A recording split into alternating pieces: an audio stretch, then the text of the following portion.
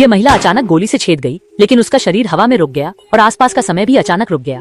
महिला पूरी तरह से भ्रमित है। इसी समय मृत्यु देवता अचानक प्रकट होता है, लेकिन वह तुरंत महिला का जीवन समाप्त नहीं करता, बल्कि उसे अंतिम 15 सेकंड का समय देता है। मरने से पहले कुछ भी करने की अनुमति देता है। इन 15 सेकंड में वह समय को चाहे जब रोक और शुरू कर सकती है। महिला इस तरह बेमौत नहीं मरना चाहती, वह इन 15 सेकंड का उपयोग कर हत्यारे का चेहरा स्पष्ट देखना चाहती है। उठो।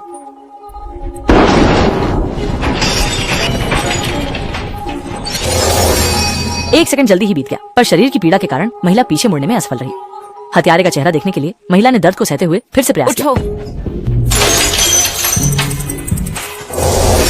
इस बार महिला ने आखिरकार हत्यारे को देखा। वह बेहद हैरान रह गई, क्योंकि हत्यारा वास्तव में उसकी दोस्त शियाओ शुए थी। उसकी मां गंभीर मानसिक बीमारी से पीड़ित थी और महिला ही उसकी मां की चिकित्सक थी, जो उसके लिए बहुत सारी शांति देने वाली दवाएं लिखती थी। पर उसकी मां ने अचानक कुछ समय पहले कीटनाशक पी लिया। छोटा जरूर सोचती होगी कि यह महिला द्वारा दी गई दवाएं देता है, जिसके कारण उसकी मां ने आत्महत्या की। महिला तेजी से आसपास के माहौल का निरीक्षण कर रही थी। अचानक उसके मन में एक योजना आई कि जब उसने अपनी जान खो दी है, तो वह भी हत्यारे को यूं ही खुलेआम नहीं रहने देगी। तुम सच में? उसने एक लात मारकर सफेद पाउडर उलट दिया, फिर बत्ती बंद कर दी। इस तरह हुआंग याओ डर जाएगा, पैरों के निशान छोड़ देगा, अंदर आने की हिम्मत नहीं करेगा। समय शेष 11 सेकंड। फिर उसने जल्दी से मेज पर हुआंग याओ का नाम लिख दिया, लेकिन ये तो बहुत ही ध्यान खींचने वाला था, बिना यह जाने की कि उसका असली मकसद नहीं था। महिला ने फूलदान उठा लिया और उसे जमीन पर मारकर चकनाचूर कर दिया। फिर फूल और पानी से नाम को ढका, लेकिन यह अभी भी पर्याप्त नहीं था। उसने फिर मोटा पेन बाहर फेंक दिया। अगर हुआंग याओ नाम बदलना चाहे तो उसे दूसरी कलम का इस्तेमाल करना पड़ेगा, जिससे पुलिस स्याही के आधार पर अंतर का पता लगा सकेगी। हालांकि ये चालाकी भी बहुत हास्यास्पद है, लेकिन ये सिर्फ उसका आंखों का धोखा है। उसका असली मकसद हुआंग याओ की जान लेना है। इसके बाद महिला ने 2 ताजे फूलों को सॉकेट में डाल दिया। जैसे ही उसने हाथ छोड़ा, पानी से भरे वह 2 फूल मेज पर मौजूद पानी को छू लिए। अगर हत्यारा हुआंग याओ ने नाम को बदलने की कोशिश की तो उसे बिजली का झटका लगेगा, लेकिन केवल मेज पर मौजूद पानी से बिजली का झटका लगना संभव नहीं है, इसलिए उनका अगला कदम और भी सावधानी है।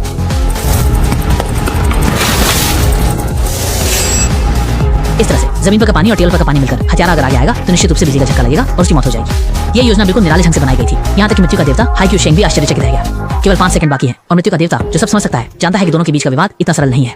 महिला को आखिरकार वो महत्वपूर्ण बात याद आ गई। जिस दिन वह हुआंग याओ की मां को दवा देने गई थी, वापस आकर उसने पूरा नींद की गोलियों का बोतल गायब पाया। उसे शक हुआ कि ये हुआंग याओ की मां ने चुरा लिया है, इसलिए वह फिर से हुआंग याओ के घर गई और सच में उसे वह ड्रॉर में मिली। साथ ही उसे उसकी मां द्वारा लिखा गया सुसाइड नोट मिला, जिससे एक भयानक सच्चाई का पता चला। वह जल्दी से नींद की गोलियां बदल लाई। जाना पड़ा। ये दृश्य संयोग से सही समय पर हुआंग याओ ने देख लिया। औरत ने उसे सच्चाई नहीं बताई, बल्कि बात टाल दी। जो मां नींद की गोली से आत्महत्या करने वाली थी, उसने अंत में जहर पीकर आत्महत्या करने का फैसला किया। हुआंग याओ को यकीन था कि जहर उसने ही दिया था। अगर उसी समय खुद ने हुआंग याओ को सच्चाई बता दी होती तो शायद त्रासदी नहीं होती। औरत को लगा कि उसने भी गलती की है, इसलिए उसने एक कदम पीछे हटने का फैसला किया।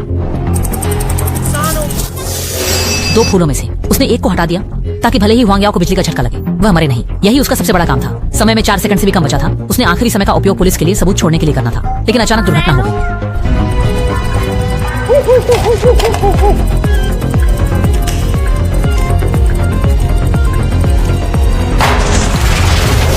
हत्यारे ने फिर से गोली चलाई।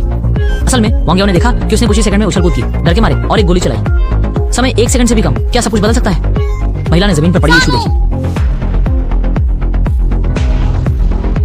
मजबूती से हाथ में पकड़ लिया। औरत इस तरह मर गई। लड़की दरवाजे पर आई। इतने कम समय में मरने से पहले इस औरत ने आखिर क्या किया? लड़की घर में प्रवेश करने ही वाली थी जब उसे जमीन पर एक कब्र मिली, ताकि वह चिन्ह न छोड़ने के लिए उसने जूते बदल दिए। जैसे ही मेज के पास आया, उसे महिला द्वारा छोड़ी गई जानकारी मिली। पेन उठाकर बदलने की तैयारी की, पाया कि कुछ गड़बड़ है। मार्कर पेन वही नहीं था, इसलिए उस मार्कर को ढूंढ लिया अभी अभी। जैसा कि औरत ने सोचा था, उसे बिजली का झटका लगा। जब लड़की जागी तब उसके पास शक्ति नहीं बची थी। उसने सूचना में बदलाव किया। इस समय उसने बाहर से सुरक्षा गार्ड की आवाज सुनी। उसे पता था कि उसके पास ज्यादा समय नहीं है। जाने से पहले उसने महिला के हाथ में एक पर्ची देखी, जिसे उसने महत्वपूर्ण सबूत समझा, इसलिए वह पर्ची लेकर भाग गया। जब उसने उस पर्ची को खोला तो पाया कि वह मां की वसीयत थी, और वसीयत की सच्चाई ने उसे पूरी तरह से तोड़ दिया। असल में मां पहले ही आत्महत्या करना चाहती थी। कह रही थी कि वह बेटी पर बोझ है, साथ ही वह बेचारी बेटी को छोड़कर नहीं जाना चाहती, उसे ले जाना। बेटी जैसी थी, इसलिए उसने महिला की नींद की गोलियां चुराई और साथ में उसे अंत किया। हालांकि मां ने सारी बातें अपने सुसाइड नोट पर लिख दी, जिसे महिला ने देख लिया और नींद की गोलियां हटा दी, लेकिन मां ने कीटनाशक पीकर आत्महत्या कर ली।